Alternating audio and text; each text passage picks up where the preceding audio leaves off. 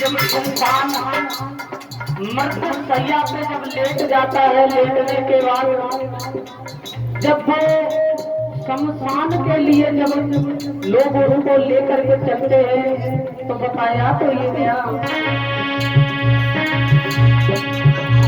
अरे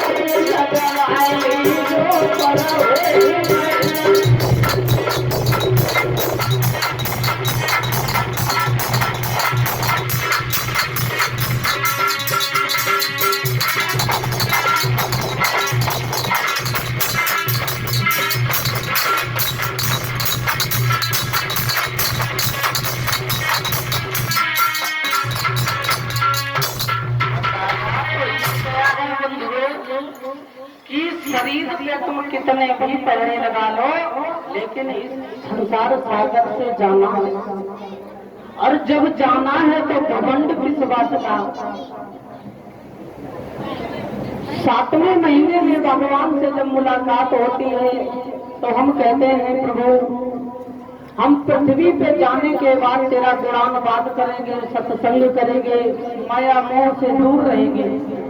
लेकिन जब इस संसार में आने के बाद माया मोह में इंसान जकड़ जाता है तो बताया तो ये गया है, फिर माया उसको लिए लिए घूमती है, सब कुछ भूल जाता है, यहाँ तक कि अपने माता पिता की सेवा भी करना बंद कर देता है।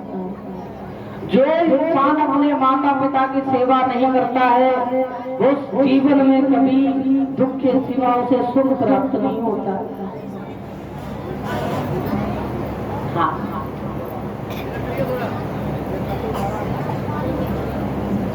इसी त्रेता युग में एक सेनजित नाम के राजा हुए थे।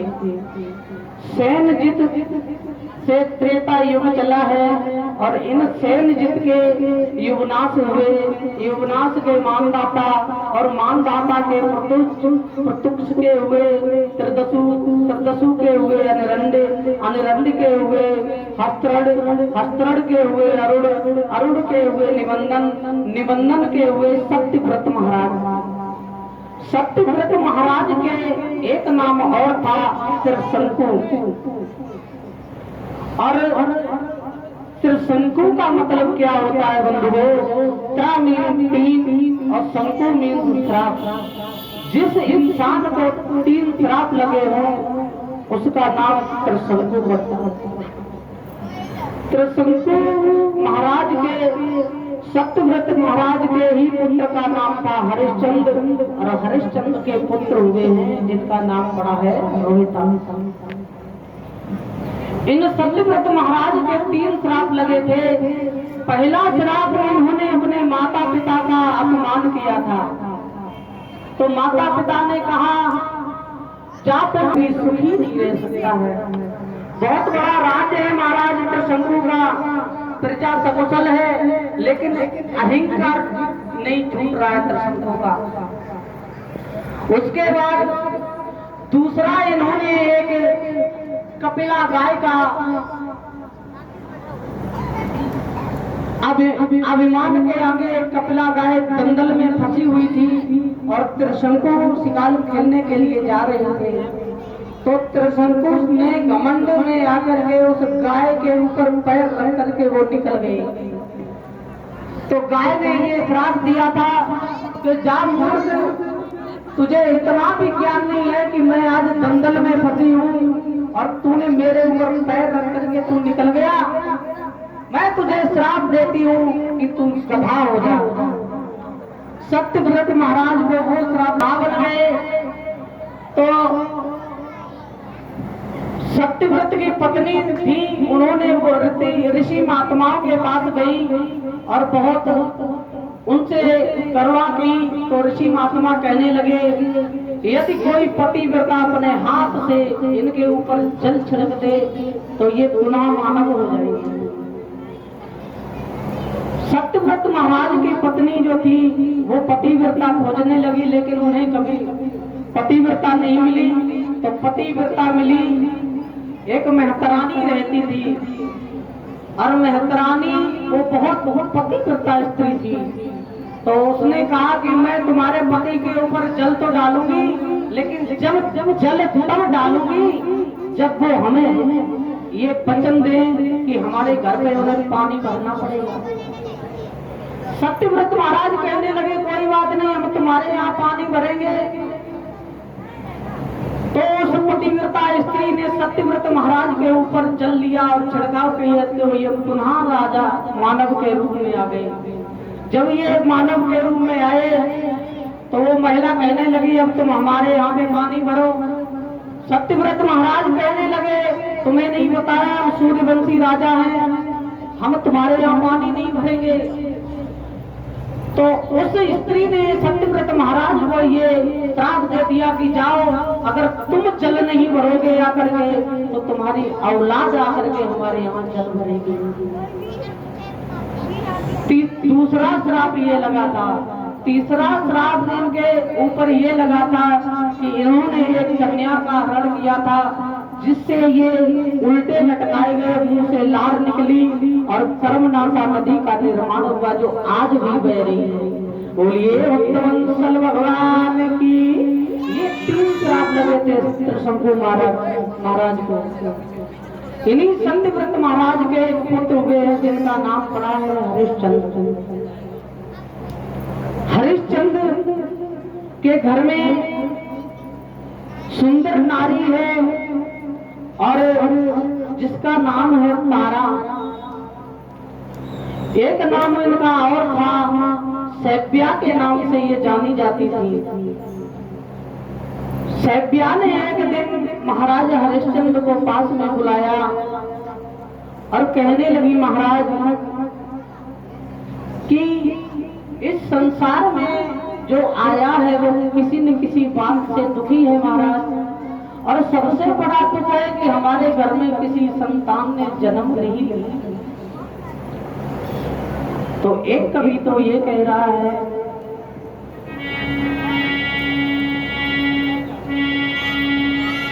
कि कोई तन दुखी कोई मन दुखी,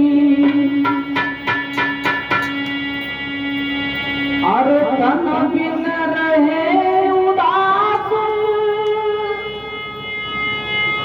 थोड़े थोड़े सब दुखी बसत सुखी राम के दास। इस संसार में जो आया है वो किसी न किसी बात से हर व्यक्ति सुखी है, और सबसे सुखी है तो कौन है? वो भगवान का भक्त सुखी है। अभी कुछ दिन पहले एक कोरोना नाम की ऐसी बीमारी आई थी, लाखों माताओं की गोदी उजड़ गई, लाखों बहनाओं के घर सूने हो गए। लेकिन आप लोगों ने कभी सुना है कि किसी महात्मा को कोरोना हुआ? किसी महात्मा को कोरोना नहीं हुआ। सबसे सुखी है तो भगवान के भक्त सुखी हैं इस संसार में, और उनके सिवा इस संसार में कोई सुखी नहीं है। एक सत्य घटना हम आपको बताते हैं। एक जगह कथा चल रही थी, तो व्यास जी महाराज गांव में भोजन करने के लिए जा रहे थे, तो उन्होंने देखा एक बूढ़े बुजुर्ग अपने हाथों से खाना बना रहे थे। खाना तो जैसे ही उन व्यास जी महाराज ने उन बुजुर्गों को खाना बनाते हुए देखा, तो उनसे ये पूछने लगे कि क्या कारण है, तुम अपने हाथ से क्यों भोजन बना रहे हो? तुम्हारे संतान नहीं है क्या? तो हाथ जोड़ करके वो बूढ़े बुजुर्ग कहने लगे,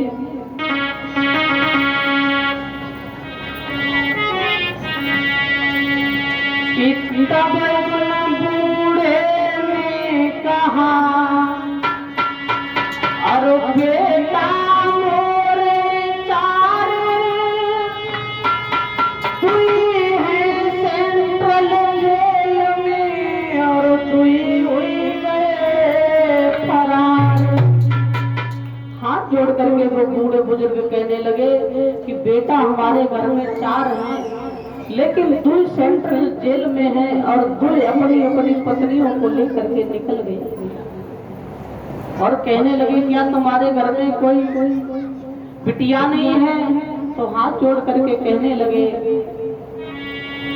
कि धिया पराई हुई गई और बहुएं ले गए पूत,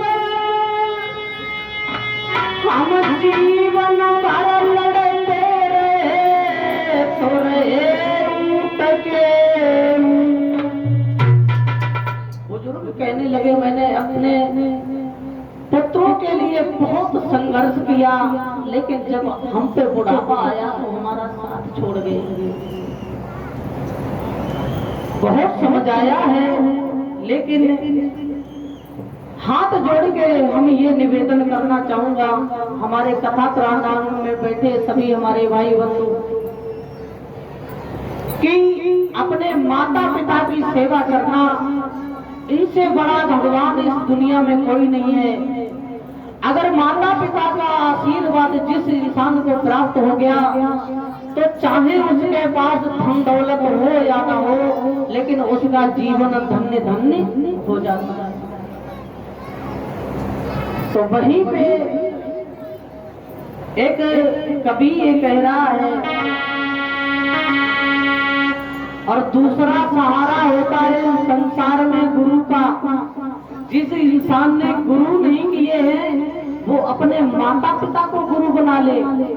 जब तक हमारे माता पिता इस संसार में हैं, घर में हैं, तब तक हमें कोई तीर्थ यात्रा करने की जरूरत नहीं है। सबसे बड़ा तीर्थ स्थान वही है? एक भक्त तो ये कह रहा है, परीक्षित महाराज तुम्हारा ध्यान कहाँ है?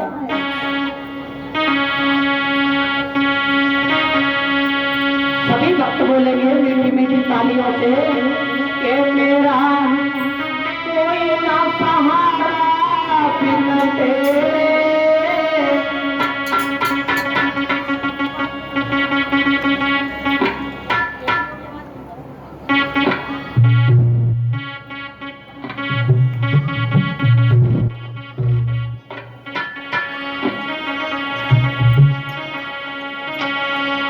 मेरा कोई ना सहारा बिन तेरे, और गुरुदेव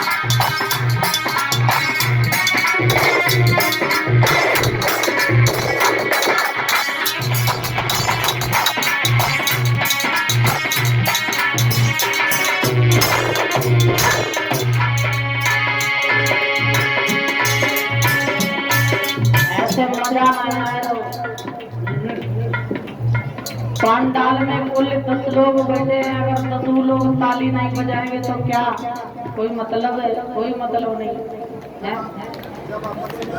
हाँ, जब हमारी परीक्षा नहीं बजाए तो दूसरों को बजाए ले। कहाँ बजाए रहे हो? नहीं बजाए रहे, हाथ ऊपर खड़े करो। सभी वक्त हाथ ऊपर खड़े कर लें और मीठी मीठी तालियों से आप जब तक ये भजन चले, गुरु चाहे जिसने गुरु बनाए हुए हैं उसके नाम से, चाहे अपने माता पिता के नाम से, ये भजन जब तक चलता रहेगा तब तक ताली बजती रहेगी। कि मेरा कोई तुम ना बजाओ, अगर तुम बजे तो हमारे अच्छा तुम्हारे हुआ है तब बजाए ले। कि मेरा कोई न सहारा बिना तेरे, गुरुदेव समरिया मेरे, मेरा कोई न सहारा बिना तेरे, गुरुदेव समरिया मेरे।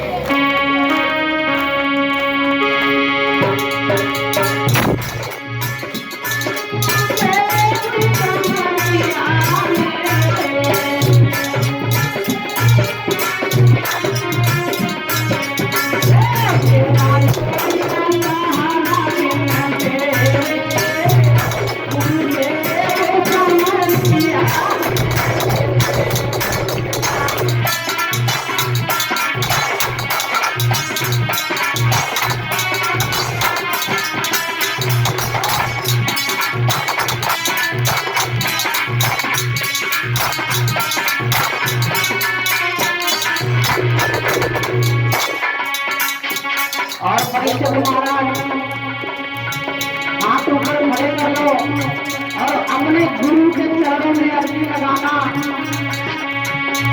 जिस दिल से दुनिया में आया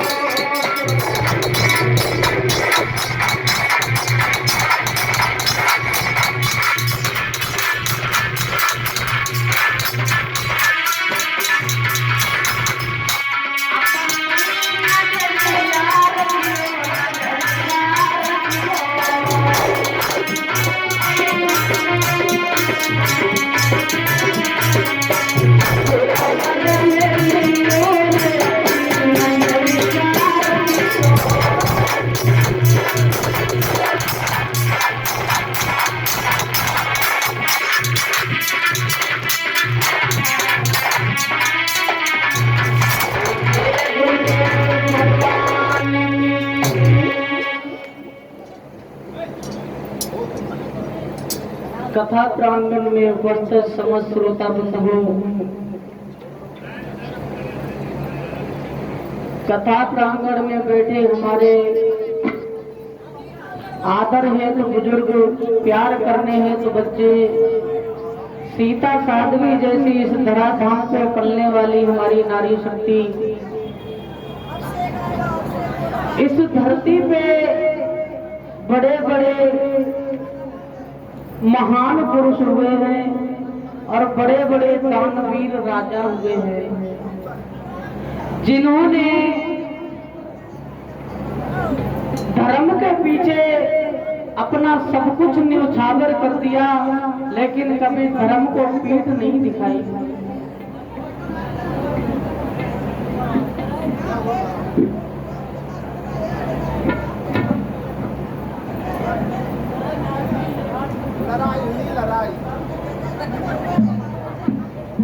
और ये एक से एक मुद्राओं से हमें सम्मानित कर रहे हैं राजवीर वसीम पंडित जी, जो हमारे विकास नगर के रहने वाले हैं। कामना करूंगा धर्म क्षेत्र में हाथ यूं ही अग्रसर होते रहे और भगवान की सदैव कृपा इनके ऊपर बरसती रहे। बोलिए वंशल भगवान की। एक दिन महारानी तारा जो है हरिश्चंद्र को पास में बुला करके कहने लगी है, महाराज हमारे ऊपर बहुत बड़ा दुख है, और वो दुख क्या है?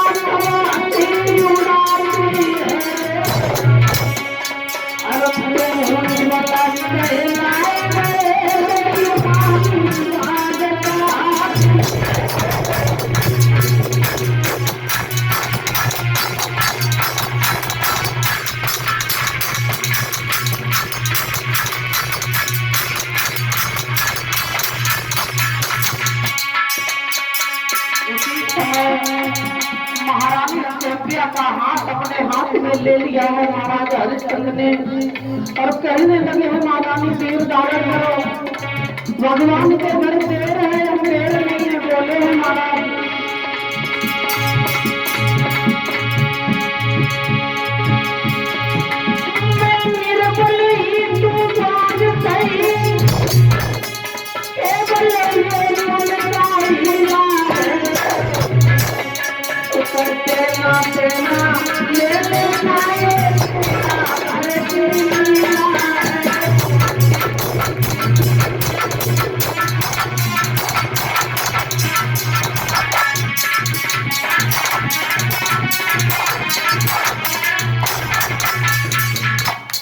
जैसे ये सेव्या के वचन सुने तो महाराज हरिश्चंद्र जो थे वो महारानी तारा को समझाने लगे, तारा धैर्य धारण करो, भगवान के घर देर है, देर नहीं है। महारानी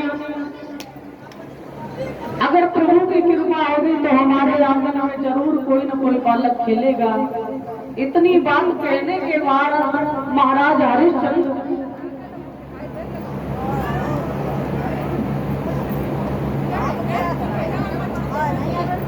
और 101 मुद्राएं हमारे पास आ रही, 51 मुद्राएं हमारे पास आ रही हैं। अरुण कुमार भैया जो डिस्ट्रिक्ट औरैया से आए हुए हैं, पानीपत में विकास नगर में निवास स्थान है इनका। कामना करूंगा धर्म क्षेत्र में हाथ अग्रसर होते रहे और सदैव मां लक्ष्मी की कृपा इनके आंगन में बरसती रहे। बोलिए वंशल भगवान की। इतनी बात सुनने के बाद महाराज हरिश्चंद्र थे वो अपने दरबार के लिए आगे बढ़े, और जब दरबार के लिए आगे बढ़े तो बताया तो ये जाता है बंधुओं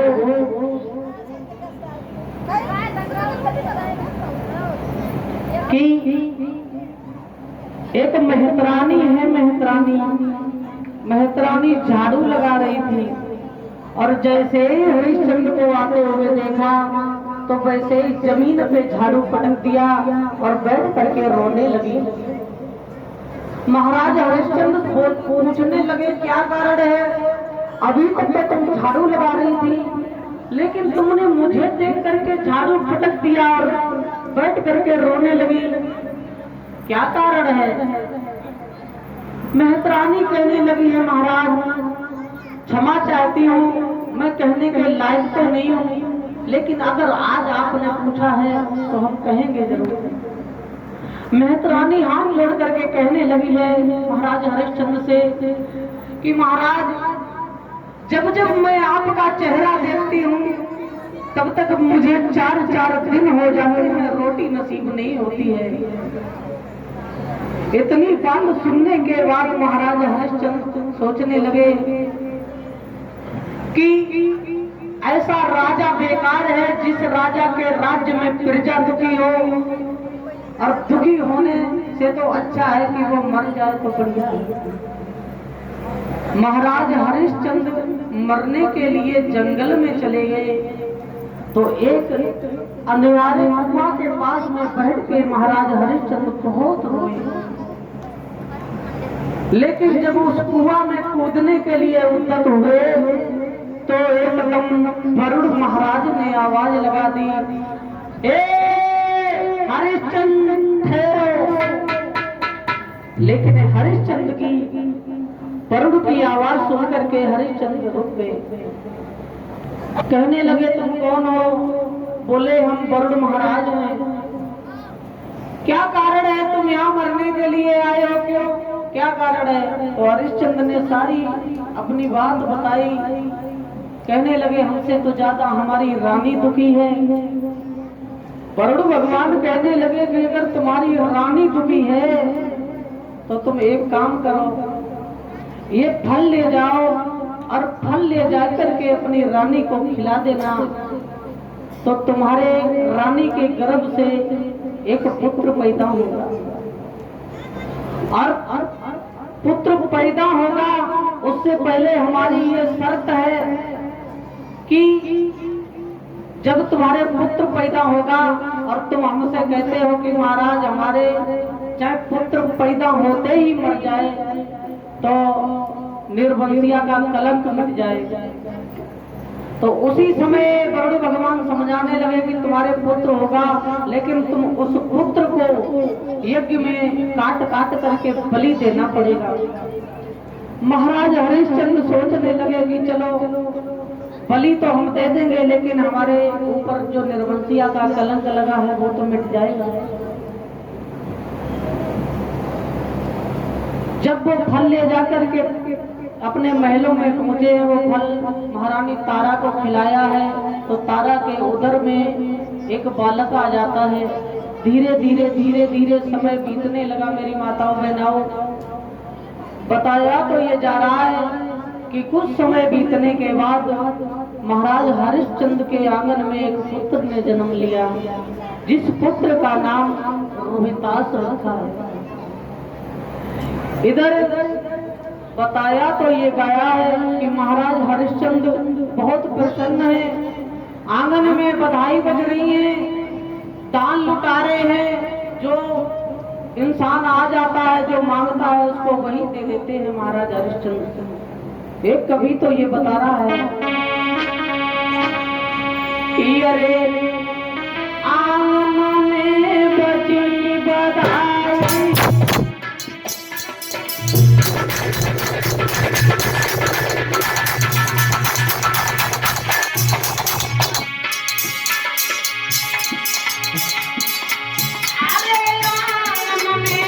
की बधाई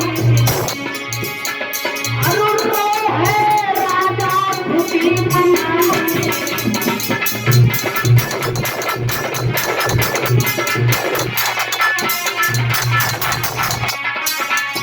अरे तब तक बरुण पहुंच गया और हरिश्चंद्र की गई करार।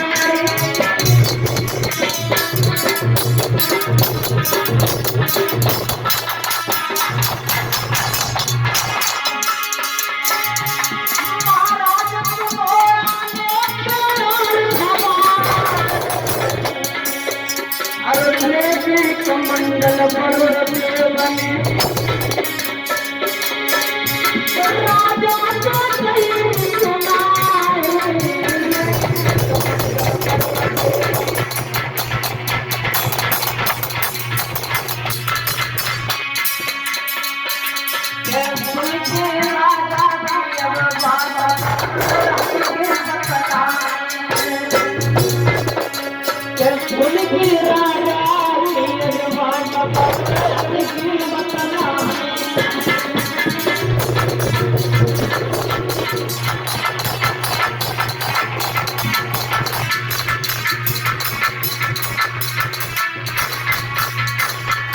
मेरे भैया हरिश्चंद्र का हाथ पकड़ कर वरुण महाराज कहने लगे कि आज तुम्हारे पुत्र पैदा हो गया है और तुम यज्ञ करो, उस पुत्र को काट काट करके बलि चढ़ाओ।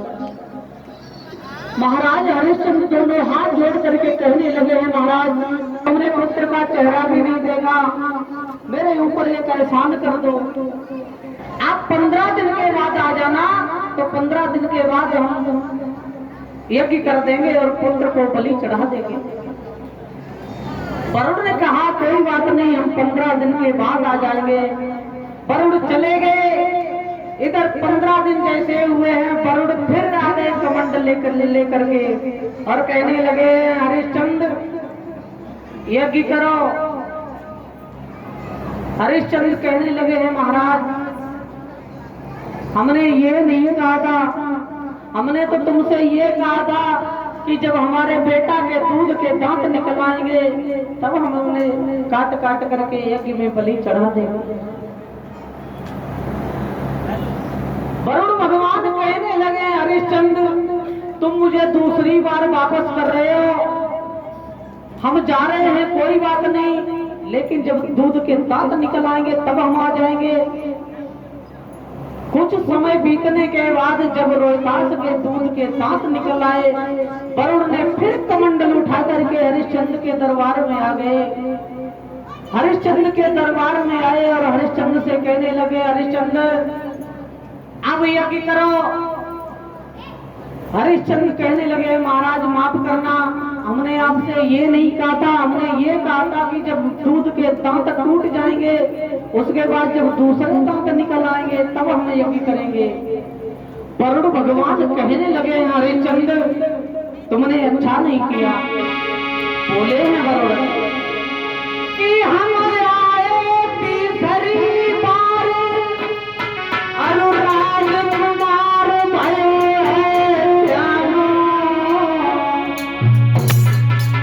और तुम करो यज्ञ महाराज रे ना करियो।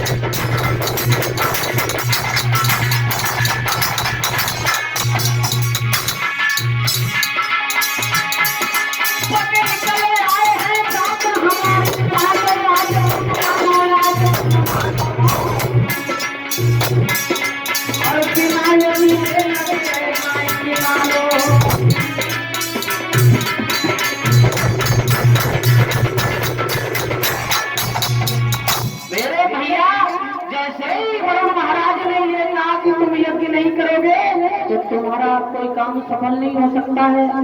और जाओ, तुमने तीसरी बार भी हमें वापस किया तो हम तुम्हें श्राप देते हैं कि तुम्हारे शरीर में जलोदर रोग हो जाए। इतनी बात कहने के बाद महाराज वरुण तो वहां से चले गए, लेकिन हरिश्चंद्र के शरीर में जलोदर रोग हो गया। धीरे धीरे धीरे धीरे समय बीतने लगा मेरे भैया। एक महात्मा ने जरूर हरिश्चंद्र को समझाया है कि हरिश्चंद्र, तुम एक काम करो, थोड़े बहुत दान कर लिया करो। अगर दान करोगे तो ये दान ही तुम्हारे साथ जाएगा और कुछ नहीं जाएगा। उस महात्मा की बात मान करके महाराज हरिश्चंद्र दान करने लगे। और जब दान करने लगे तो बताया तो ये गया है कि धीरे धीरे धीरे धीरे जो हरिश्चंद्र के शरीर में जलोदर रोग हुआ था वो ठीक होने लगा। और हमारे पास एक बहुत दूर से कमेंट आ रही है, प्रांत पंजाब, जिला अबोहर, गोपाल नगरी से हमारे राजू भैया 501 मुद्राओं से हमें सम्मानित कर रहे हैं। गुरुदेव, एक सुंदर सा भजन सुना दो और हमें तुम्हें ऑनलाइन कर देंगे। हाँ, ऑनलाइन भिजवा देंगे। तो आइए 2 मिनट के इनकी भी फरमाइश देखते हैं।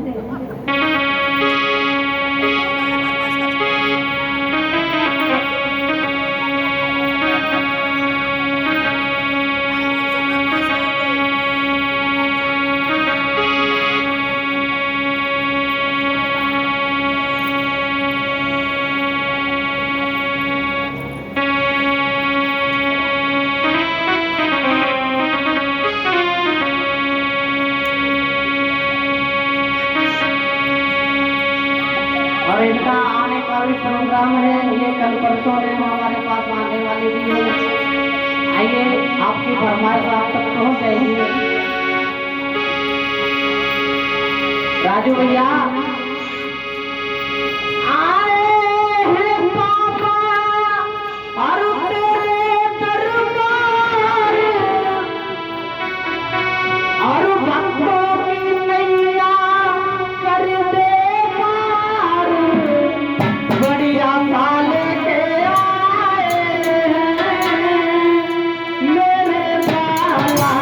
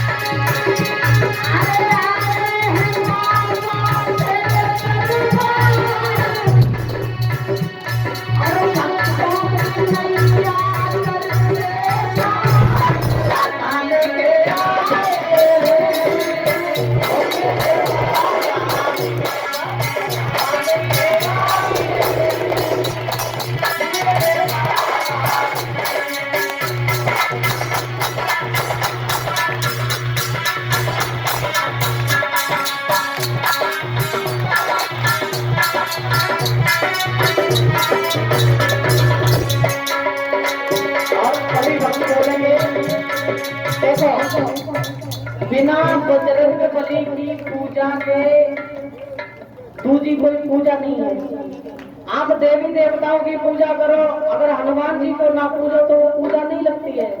सभी देवी देवताओं के माता के पहरेदार कौन है? वीर बजरंगबली।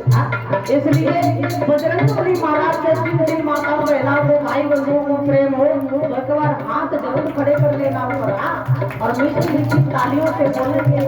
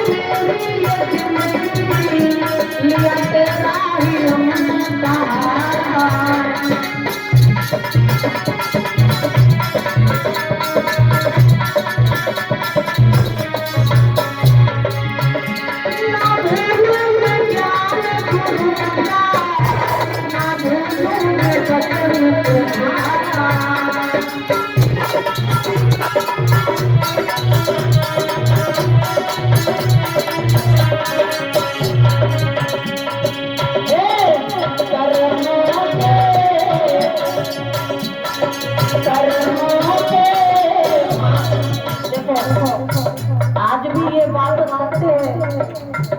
जब भक्ति के घर में विपत आफत पड़ जाती है तो उसे हनुमान जी का सहारा लेना पड़ता है। हाँ, तो जिस जिस प्राणी के थोड़े कर्म बिगड़ रहे हैं, रोग पीड़ित हो रहे हैं, तो एक बार जरूर हाथ उठा लेना।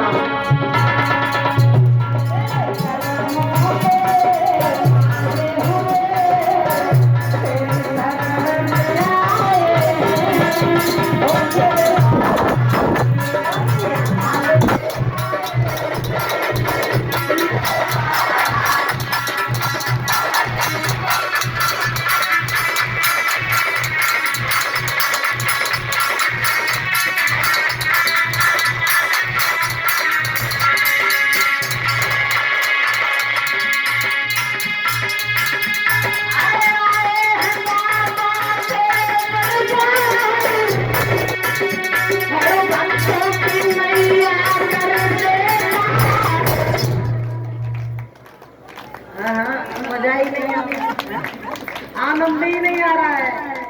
जहाँ भगवान के कीर्तन में ताली का जब तक गड़गड़ाहट ना आए तब तक आनंद नहीं आता है।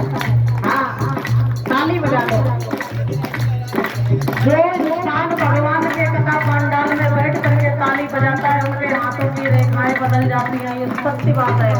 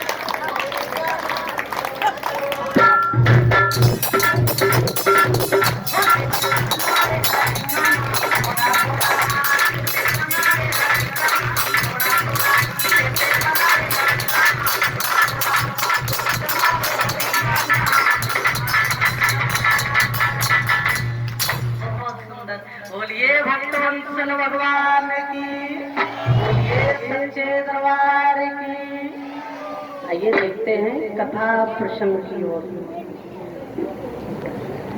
जब महाराज हरिश्चंद्र को जलोदर रोग हो गया, दान किया है तो वो रोग धीरे धीरे धीरे धीरे ठीक होने लगा। एक समय की बात है, ब्रह्मा जी की सभा लगी हुई थी और ब्रह्मा जी की सभा में गुरु वशिष्ठ और विश्वामित्र जी बैठे हुए थे। तो गुरु वशिष्ठ और विश्वामित्र में वार्तालाप होने लगा। तो गुरु वशिष्ठ ये कहने लगे, वाह वाह वाह, हमारा दानवीर शिष्य है हरिश्चंद्र, उसके मुकाबले इस संसार में कोई दान नहीं कर सकता। जैसे ही वशिष्ठ के मुंह से ये शब्द सुना तो विश्वामित्र जी कहने लगे हैं, महाराज तुम ये कहते हो कि बहुत बड़ा दानी है हरिश्चंद्र, लेकिन हरिश्चंद्र बहुत बड़ा झूठा है, हम ये बात नहीं मानेंगे। तो वशिष्ठ महाराज कहने लगे, तुम कैसे मानोगे? बोले पहले हम उसकी जांच करेंगे, उसके बाद हम ये आपसे आश्वासन देंगे कि वो दानवीर है या नहीं है। तो बताया तो ये गया, एक कवि तो ये कह रहा है कि सच होता है और व्रत होता है, पर सीमा पद्धति होती है।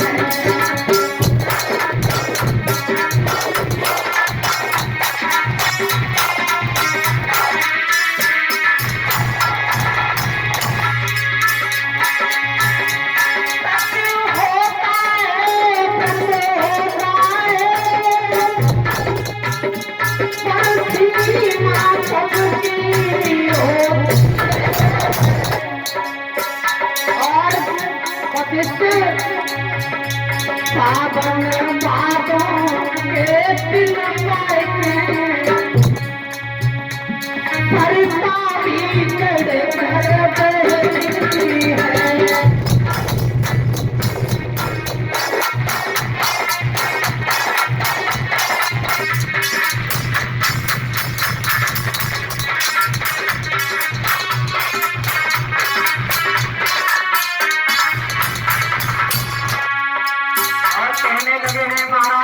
विश्वामित्र, सुनो वशिष्ठ, तुम्हें नहीं पता है, तुम्हें कहे तुम्हारा किसी बड़ा दानवीर है।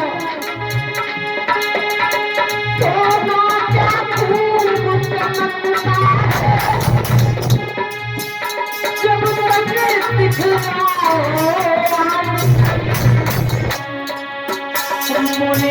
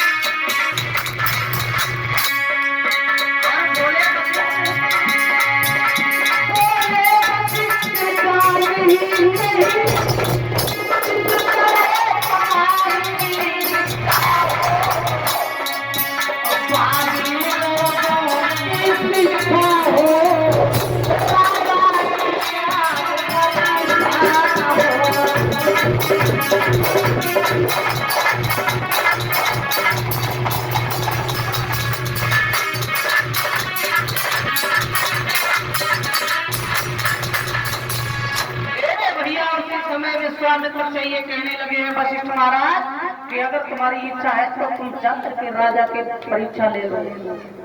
इतनी बात सुनने के बाद महाराज विश्वामित्र वहां से चले और चलने के बाद आगे बढ़े, लेकिन दशा क्या बनाई है विश्वामित्र ने?